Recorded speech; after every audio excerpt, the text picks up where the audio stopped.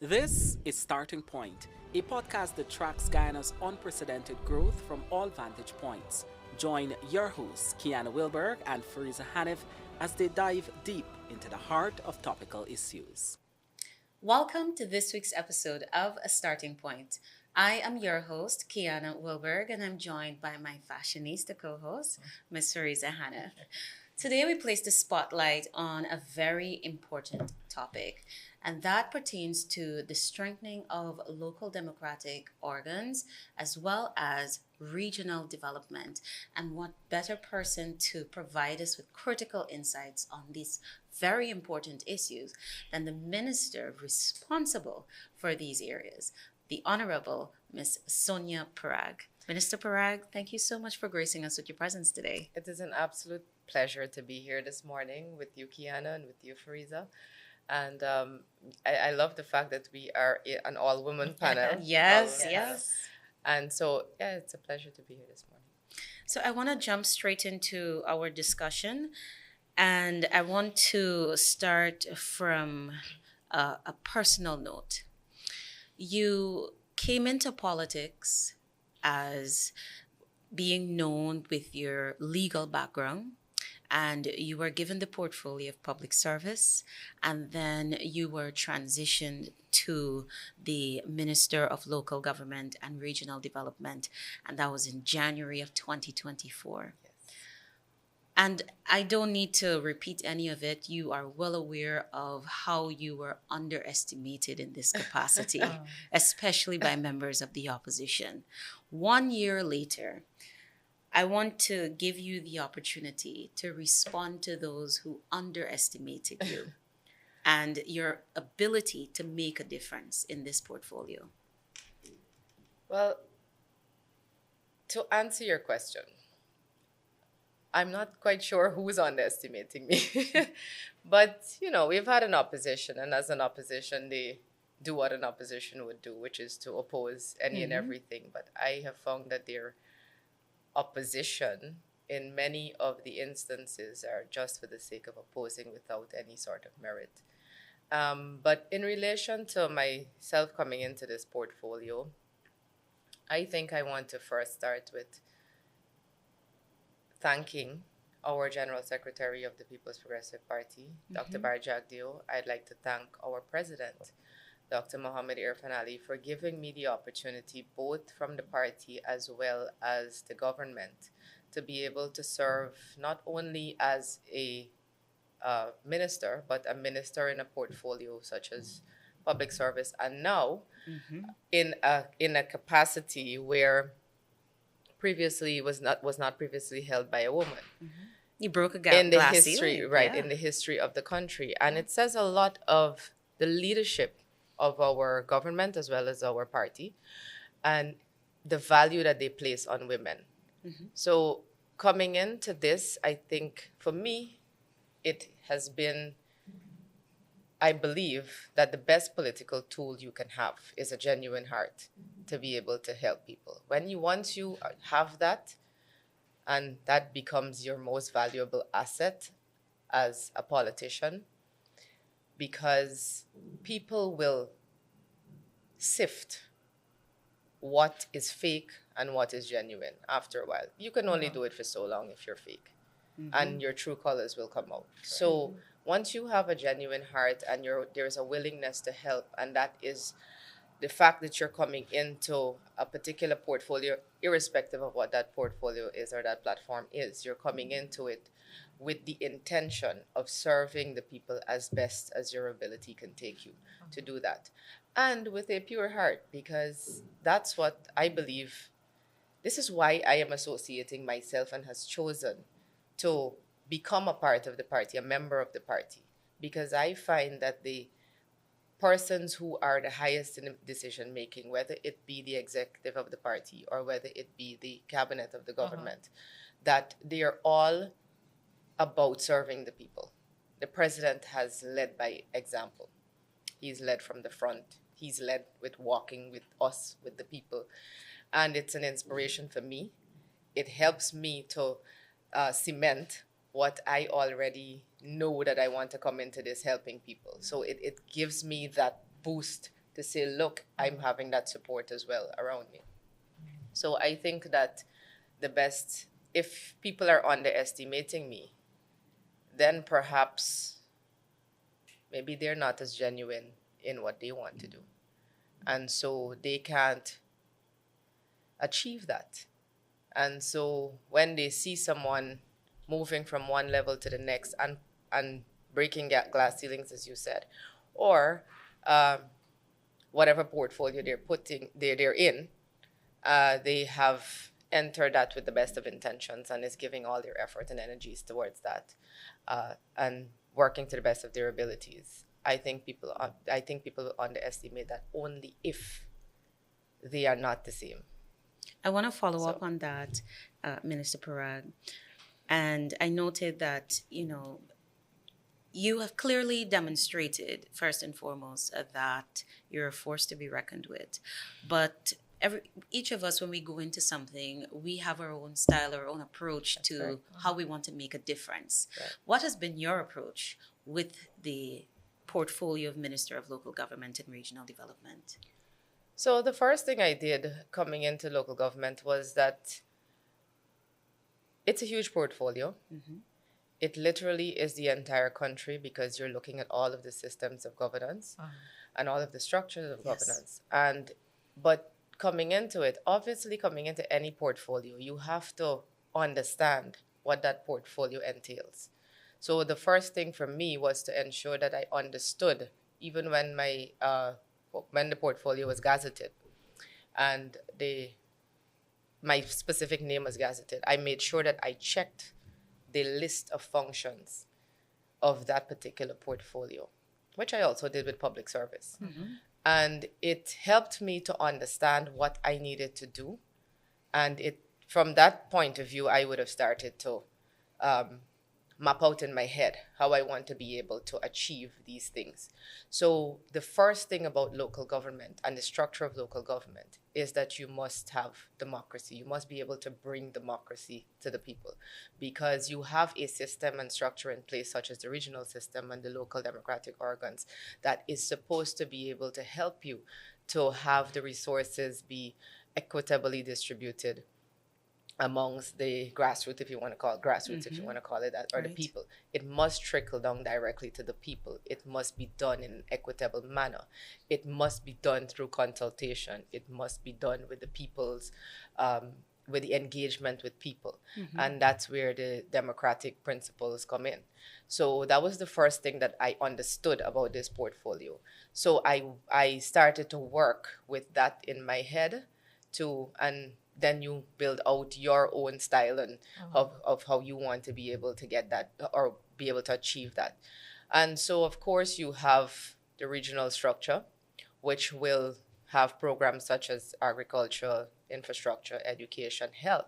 And it's pretty important that these are very important sectors. Yes. So everything that is trickling through, whether you're building a health center, whether you are ensuring that you have the number of chronic patients in your health records and you are able to serve them better, you strengthen the system going forward like that.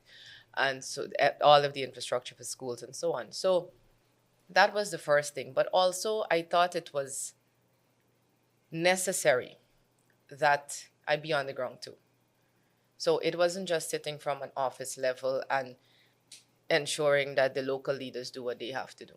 You have to work with them on the ground, equally with them, and also be engaging the people on the ground, because that's the only way you will get a direct feedback. That's the only way people will be able to voice what it is that they want to voice. And we've always believed in, as this particular year finale government, that engaging with the grassroots is so important. It's absolutely important. And I say grassroots all the time, but it's just the people in the communities. Engaging with people. And it's something that I have noted it's something that I have taken in from the president from the first time he started. And so I'm just going with I'm just adopting what the president has already set in place.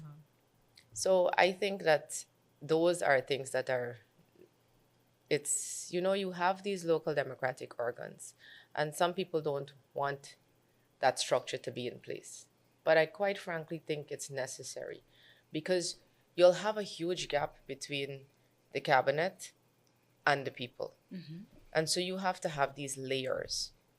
But we all have to be on the same page, and we all have to be communicating with each other to be able to function well, and to be able to execute whatever projects, whatever programs, policies we have in place for the people. And on that same point of the projects and the programs and enhancing the local democratic organs, a lot has been done to strengthen them as well. Yes. And your ministry has also been investing in the markets and refurbishing the markets and strengthening the structures or the physical infrastructure. Can you talk a little bit about the scale of investments over the past 5 years? And I really want us to zone into what the plans are for the Starbrook and the border markets. That's a sore issue for a lot of citizens. Yes. So markets, it's one thing. The local government ministry encompasses, again, all of the regions, and through our fiscal space and our budget presentations, the regions are dealt with individually. So they all have a budget individually that they will be executing, that they will be ensuring that they execute their various projects under their program heads. But you also have specific interventions that have been made by this government in relation to strengthening the local authorities and the local democratic councils. One of those that I want to bring to your attention before I even get into the market is the fact that in our manifesto in 2020, we had committed to substantially increasing subventions for the NDCs and the municipalities. So we have 70 NDCs, 10 municipalities, so that's 80 local authority bodies. And when in 2025, they were at $5 million for the NDCs and varying amounts for the municipalities. But you would have noted early in the year, the Vice President met with all of these local authorities and announced that we were increasing the subventions substantially from $5 million to $30 million. And that was to help to financially strengthen them, to ensure that the economic as well as the social aspects of the communities were addressed. Issues that would have come on, the social or economic issues, that they would be addressed adequately. So, and $50 million for the municipalities. So there has been a substantial increase in that. And we have been working with them to ensure that their work programs would be able to uplift the lives of the residents in the communities. Correct. More than that though, we have started to empower these local authority bodies in another way. We are looking, the thing about communities, I mean, we're all living in a perhaps rural or township or whatever it is. And we all know that the things that are affecting communities are things like drainage, garbage. You're building all the infrastructure, and that's fantastic. The country is going to look wonderful, and it's going to boost our economy so much. And when we go into the communities, you still have one or two issues, because we're not a government who stands on a platform and pretend that everything is great, right? There are still things that needs to be fixed and things that needs to be done, though we have done so much already. And so drainage was one of those things. And through the Ministry of Agriculture, we were able to empower the local democratic organs by providing a mini excavator to all of them to be able to assist with the drainage, in addition to what was already given to the regions. But also we are looking at, before the end of the year, equipping those LLAs with, or the NDCs and municipalities with a garbage truck each. So that they would be able, we're not exactly moving away from the tractors, because we still have those as well. Right. So we're going to be adding to what we have, but also upgrading, if you want to call it that. But garbage collection and disposal is a big deal in the communities. And so moving towards a garbage truck opening new landfill sites in areas. So we have actually established 13 landfill sites in the last 4 years that we've been in government, and we're working towards establishing more in different regions, so that we would be able, because with all the commercial activities and so on that's happening, and more domestic waste as well, there's a need for it. Correct. So we are working on having those established now too. And so those are things that are community based. Those are things that directly affect residents in their daily lives. You know, whatever job, whatever things they have to execute in their daily lives. So we want to be able to equip them financially as well as with the actual equipment to be able to function better, to be able to strengthen their capacity to function. So those are some of the things. But markets are very important, and I suppose because I'm in this portfolio now, you are able to understand and see how that is important. One of the things that markets do for communities, it literally integrates people. It literally brings people together, and they have that common place where they can be able to go and get the fresh things that they need to, whether it be fish, whether it be greens, whether it be all of these things. And it's a place where they meet, they communicate, they buy from, they empower their fellow residents by buying from them. And on. So it serves both, to me, as a social as well as an economic benefit for communities. So we have been rehabilitating through the Ministry of Local Government certain markets, and also building from scratch certain markets. So you've seen what has happened with the Lenora market, and how that has really been enhanced in terms of the traffic, in terms of the vendors being able to earn more, and so on. And of course, that trickles down to the farmers who are bringing out their produce and everything. So there is a whole effect that is happening there. But you asked specifically about the Stabroek as well as the border market. So border market, the president had actually made a visit last year to border market, an impromptu visit. As you know, he always touches down here or there, and I think sometimes we're all sleeping, and when we wake up, we see him at somewhere or the other. So that was one of those, because I actually woke up and saw him at border. But yeah, so and he made a commitment that he would look at reworking the border green area. So we held a meeting. We held 2 sessions of consultations through the Ministry of Local Government with the vendors of the border green. And that's actually in this year's budget to be able to build that out. We're looking perhaps at a 2-story building that will accommodate vendors. And it's where you have less space, you have to creatively use that space to be able to have more persons be included. So the border green is one of those areas that we're looking at putting up a 2-story. But we don't, at this point in time, you have to have robust consultation, because markets are it's very different from just building a housing scheme. Because again, these are people who are there, you have to displace them, you have to also provide adequate space in the meanwhile, so that they will continue to earn. And so we have to continue that. But within the next month or so, we will get back to that consultation and work through that. The Stabroek market, we also have, I took a walk around in the Stabroek market, and then subsequently the president was there when the wharf collapsed. That condemned wharf had collapsed, and certain things were brought to our attention. And the president made a commitment as well that he was going to redo the washrooms. Those are completed now, and we actually have 30 washrooms that have been done through the Ministry of Local Government from the president's commitment. So we have done those back modern, and hopefully it gives relief to the vendors who are there, even if it's not vendors, those who are the consumers. But we are also looking at the roof. It's a big problem with the roof. But we're also looking at an entire holistic design for that area. We are working, that is going to be one of the areas that we're looking at with the King's Foundation. So the King's Foundation is going to play an integral role with Guyana, and its collaboration with Guyana in ensuring that we have that ecosystem built out in Georgetown that is going to ensure that our historical sites are restored, that our green spaces become a part of the city, so that we can promote healthy lifestyles, so that we can have a space for families to go to, so that we can have places such as Stabrook, rework it, but also maintain and preserve its Correct. historical features.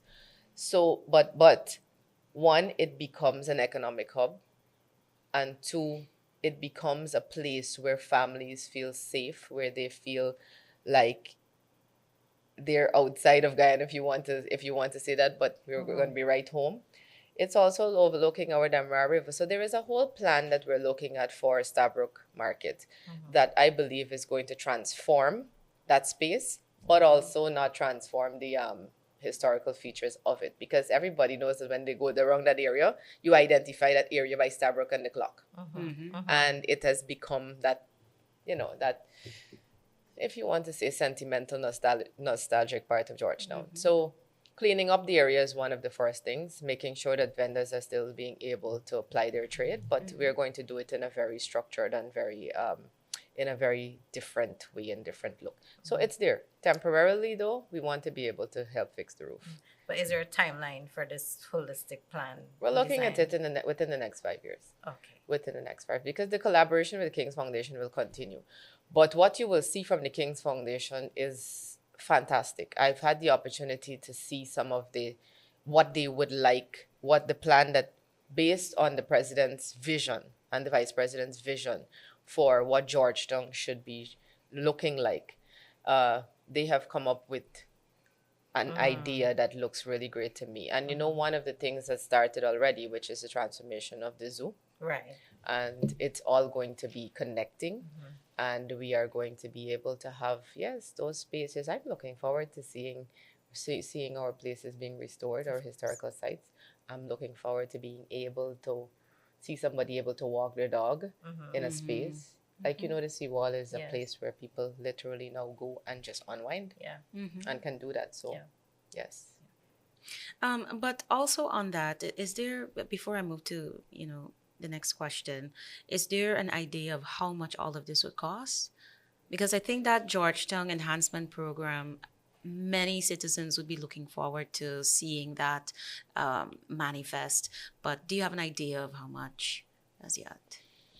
I think it will cost the government billions of dollars, billions of dollars. But also, we are looking to collaborate. It's when a collaboration is not just the government pulling out the money and just having a design be brought in by somebody else. Obviously, we are going to look at, for example, through the King's Foundation and the Qatar Foundation as well, we signed an MOU for a building to be where Selena's is. And that was done in January of this year. And it was done, yes, January of this year. And the funding is coming from Qatar for that. So it's not all going to be government, but it's going to be that collaboration between. And I'm thankful that I have this opportunity to say that our president can really represent us internationally on the stage. Yes, because he has been an integral part of this discussion and push for this to happen. But it started a long time ago when the vice president was so passionate about the environment and the built environment. And I think the president also, being a person who has come from housing, who has made his mark in urban planning and development, and tourism as well. Right, he has expanded that vision, and is making not only a vision, but it's becoming a reality with the things that we're seeing. Yeah, so definitely a change. Yeah, in the environment, the landscape. I can tell you though, I'm very excited. I am very excited to see what this project is going to, when it completes, how it's going to look, to see how people are going to benefit from it and be happy about it. For me, especially Stabrook, because I've used that for so many years to get to Georgetown. Yes. And to be able to see it change over a period of time. Yes. That would be amazing to see. I think we'll work towards that. Yeah. We'll work, but the immediate relief is right now is for vendors. It's for Definitely. vendors. Yeah. Minister Parag, another important initiative that falls under your ministry is the National Pathway Workers Project. And thus far, based on estimates from the 2025 budget, we understand that it employs nearly 18,000 Guyanese, That's great. and 12,000 of that number represents women. Yes. So tell us a bit about the success of this initiative, where you see the most employment in what sectors, and also what's the plan to expand 2025 and 2030 to 2030? Right. So the Pathway program is a very significant program for us, and for quite a few reasons. One is that we want to be able to lift people out of poverty. That's the first reason. Secondly, with us knowing that globally there is a rising cost of living, the government would have tried to put several measures in place. Not try to, they placed several measures in place to be able to cushion the consequences of the rise of cost of living. One of those was to ensure that if there is someone working in your household already or not, and you want to be able to have an earning at the end of the day, because people have to live, they have to be able to get certain things. Another person can be employed in that household under the part-time program. And it works because it's 10 days per month. It's $40,000 per month. We are working with the banks to ensure that the interest rate for housing and home ownership reduce. And that is going to, if your mother's working and you as a child, as a young woman, doesn't have a job, but you want to be able to get to places, you want to be able to move up in life, right? You can start at the part-time program earning your 40,000, your 20 something thousand from that 40,000 can go towards your mortgage payment. You become a homeowner at the age of 25 or whatever the case may be, if you're 30, if you're 35. And so that opportunity. But there is also another aspect to this. I think that people are not fully aware of. And I've heard the vice president speak about it so many times. The president has spoken about it so many times. This is not just a temporary measure. It is something to be able to move people from one level to the next in terms of training, in terms of acquiring qualifications to move into permanent jobs, to be able to acquire a different skill set. So the part-time workers, we want to be able to position them through 2 years from now, 3 years from now, in a different space in life.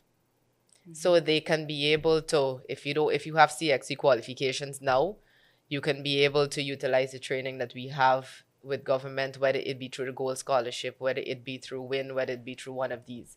Empower yourself to move to another level. So that's what we also want to see. Transition some of them, if not most of them, to permanent positions as well. So it's not only to cushion cost of living, it's not only to move from the basic pulling you out of poverty. It's also empowering you further to move ahead in life.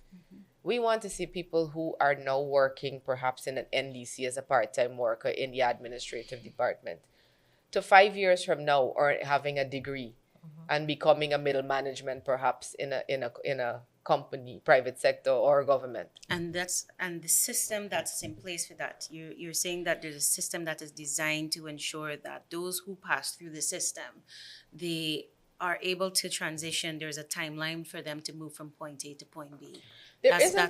We haven't set a timeline, and it isn't as if we're gathering 18,000 persons and say to them, look, we're moving you from part-time to permanent. But we are making those opportunities that are available to everyone, available to them, encouraging them at the same time to take these opportunities. Because I find now this government, when I was at UG was free, I would have been so happy. You know, I paid through UG. So like so many people who would have worked, the money coming out of their jobs. Now the opportunities are so abundant in terms of training, whether it be a technical skill or an academic qualification. And people are not, I don't know if it's being taken for granted because it's now just it's so many opportunities, but we're encouraging people to be able to take these opportunities because obviously we want our human resource, our most valuable asset, our people, to be able to move forward with our transformation as well. We want them to be able to equally gain from jobs, being in a position where their skill set will matter to that particular whatever we want to be able to do. So I think that the part-time program has been very successful. Everywhere I go, somebody wants a part-time job. It doesn't matter the region. And I know that people have bashed it, but I don't know that there was ever any other program that another government or another party has come up with, or even can come up with now, that has been so impactful for people, whether it be young people, whether it be older people. I think people are happy that they are able to be employed and move ahead. Yeah, I personally know a few people who are employed as part-time workers, and they're very grateful for the opportunity to learn and to earn at the same time. I think in another couple of years, it will move from the fact that they're grateful for a part-time job to they want a permanent job. Correct. To they want to be able to. And It's like you we've build already, them. right, and we already know that that's going to be, but it's also not only knowing that, but we also want people to be in that position. So, Absolutely. Minister, it would be remiss of me not to speak to you or mention anything about the local government elections. We saw at the last LGE in 2023 that the PPP made some major inroads. And I want to remind our audience very quickly that the PPP had secured 108,000 plus votes, proportional representation votes, while the AP and UFC secured 68,200. And particularly in Georgetown and in Linden, I want to remind that in Georgetown, the PPP increased the seats won from 7 to 11, and APNU reduced from 23 to 19. yeah. And then also in Linden, PPP also moved up the ranks. So with that in mind, I want to know, what is the game plan to increase the numbers, the gains at the next elections? Right. So I think that the reason why we saw that kind of increase and the reason why we saw that move by people is because people are seeing, not only seeing, but they're feeling, they're experiencing the transformation that's taking place. That's one. But they're also a part and parcel of it. They feel included. And also what the president wants to achieve ultimately is unity as well as prosperity. And I think people are seeing that this rhetoric and this narrative of race and to use it to divide our people, that narrative that has always been used, that it is falling to the wayside now because the resources are being equitably distributed. That has always been the case, but I think it's been ramped up far more now. It's become more evident to people now. And I don't know whether that is through social media, whether that is through the fact that now you see everything that's happening as opposed to then. I think it was happening then too. It just wasn't as out there as we would have liked it to be. But now I think that you have younger people, you have people who are no longer held captive by the thought of voting for race. They are now moving towards, I'm voting for progress. I am voting for myself. I am voting for development that I will be a part of. And I can see that I have a space with this government and with this party to be able to do that. I can see myself avenues being created that has never been created where people are being empowered through training. And you talk about women. Women make up a significant portion of our country and our voting population. Right. And women have significantly benefited from home ownership. It's over 50%. For the Gold Scholarship Program, it's over 70%. For, you just mentioned in the Pathway Program that so many women have benefited from that too, 12,000 out of 18,000.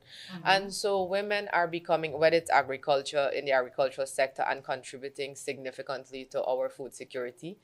And so women are playing a part in all of these things, whether it be energy security, climate security, food security. They're benefiting, and that's because the government, through the president and the vice president and prime minister, has been able to create that environment for them to thrive.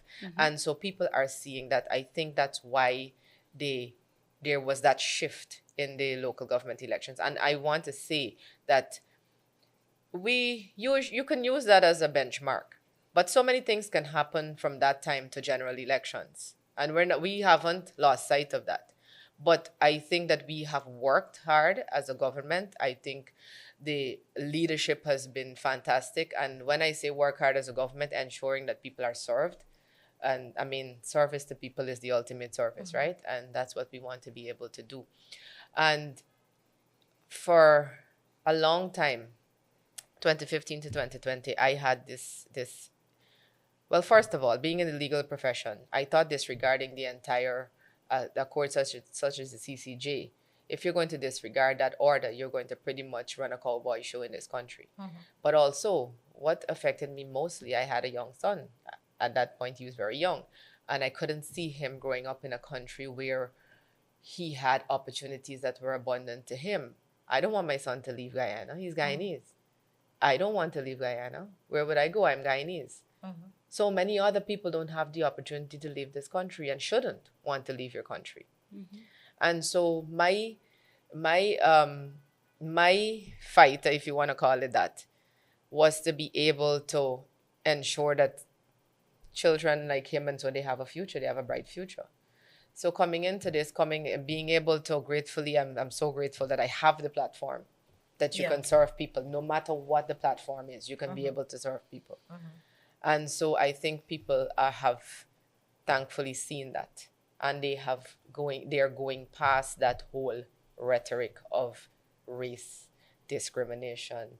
And because you have the Because We Care cash grant, how is that discriminatory? Right. You know what I mean? How do you sift out that an Afro-Guyanese child is not getting? And it's all children, whether you're in a private school, whether you're in a public school, whether you're in secondary school, primary school, nursery school, you're all benefiting. Whichever region you're from, whatever you look like, you're benefiting. It's not discriminatory. And so that has made an impact on people. And I think that's why it's moving forward. That's why they're choosing to be with and associate with a party that they can see, and it's evident that the full aim is prosperity and progress. And as we're on the topic of elections, we're just a few weeks away from our general and regional elections. What would be your message to voters? My message to voters would be, when you hit that polling station, and even before that, you have a lot of material, you have a lot of experience in all of the communities with what the government, what the party, the PPPC party has been doing, People's Progressive Party Civic, over the last 5 years. I don't even think that we need to have a huge comparison from 2015 to 2020 for voters to be able to vote on their conscience. I say to people, my one message would be to vote for your conscience. Do not vote on any narrative that will seek to divide our country, that will seek to divide communities, that will seek to divide our ethnicity. Our country is unique. We are proud to be Guyanese outside of this country, anywhere we go, because we're Guyanese, not because we're singly Afro-Guyanese or Indo-Guyanese or Amerindian or whatever that is. But we are unique. We're a beautiful country that is a multi-ethnic, multi-religious, multicultural. Any narrative that seeks to divide that or to bring any division among people because of that is not someone or a party that has your best interests at heart. And also, this is a party that has had 75 years of a track record of progress. Whether you want to look back from 1992 or 1950 or whatever the case may be, whether you want to look at us in opposition, you want to look at us in government, I tell people, there was a time when you didn't have a health center in a remote area. But it was this government that actually started placing health huts in areas, and then they transition into health centers. You have to look at what was available. Our country per capita had a debt. Children who were unborn had a debt on their head. The vice president, when he was president, worked assiduously for those years to ensure that we were pulled out of debt, and at the same time, with whatever little that we had, progress was still being made in the country. Now we are at a point where we have oil, and we're utilizing that for wealth creation. The president, the vice president are working not only nationally but internationally to ensure that there is so much benefit.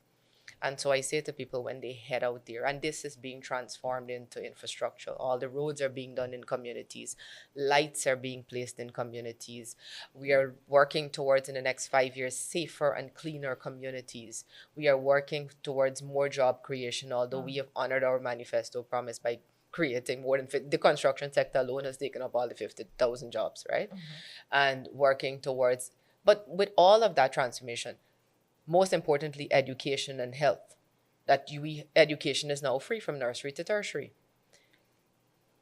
Health, the quality of health care is improving, and it has improved tremendously.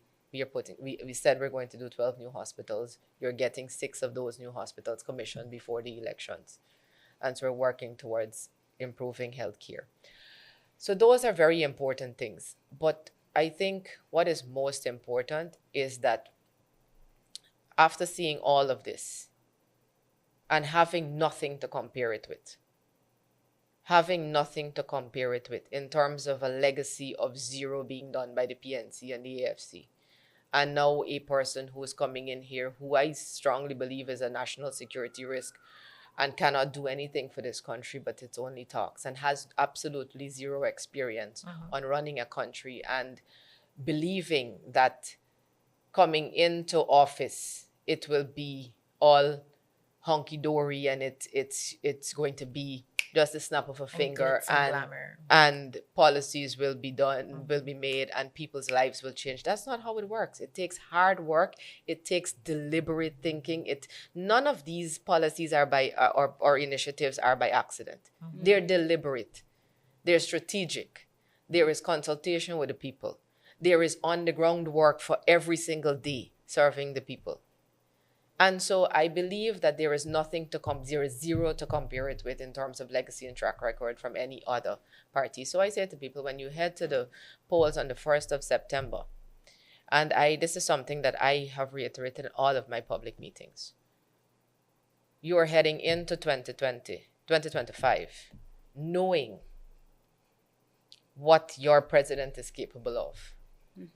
He has proven himself as a president, and as a matter of fact, you say that I've exceeded expectations. I think he has been leaps and bounds, and I don't know who will fill his shoes, and it's big shoes to fill, but he's been incredible, and his leadership has been phenomenal in the last 5 years. You know what you're getting in the next 5 years. You do not know what you're going to be getting with any other. Why gamble with your future? Why risk that? Why risk an entire country for something that you don't know, and some people who have not proven themselves to you when they were given an opportunity to do so? So I say vote on your conscience. And I say you have enough, more than enough. And your conscience will tell you that you have more than enough to know that progress has been made, and made in a great way in the last 5 years with President Ali. On that note, I think we can end our program there. Thank you very much, Minister Parag. This has been thank you, indeed. a very insightful discussion, and I think we have learned so much just listening to you talk about what's happening in the Ministry of Local Government and Regional Development. We have a lot more going on. And we hope that it continues. So our viewers, thank you so much for listening, and we will see you again next week, same time, same place. Thanks for watching Starting Point. Follow us on Spotify, YouTube, Facebook, Instagram, and LinkedIn for critical updates and exclusive content.